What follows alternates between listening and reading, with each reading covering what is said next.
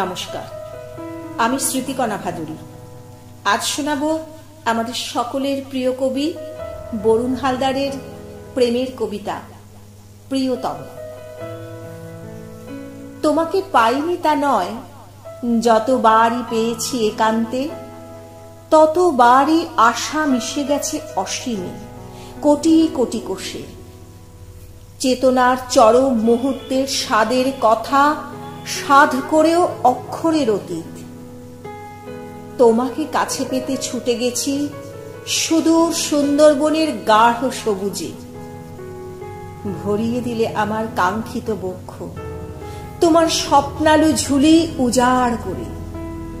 আবার কখনো তোমার ডাকে সাড়া দিয়ে ছুটে গেছি বোলপুরের লালমাটির মেঠো পথে। শিমুল পলাশের রঙে খুঁজে পেয়েছি তোমায়। তৃষিত চিত্ত ভরিয়ে দিলে কানায় কানায় উন্মুক্ত বক্ষে কল্পচিত্তে। তোমায় নিয়ে ছুটে গেছি বাবুঘাটে বিদায়ী সূর্যকে বিদায় জানাতে।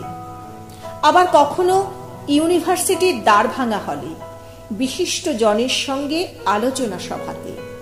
সে কি উন্মাদনা, অব্যক্ত উচ্ছ্বাস তুমি হৃদয়ের অনু পরমাণু জুড়ে।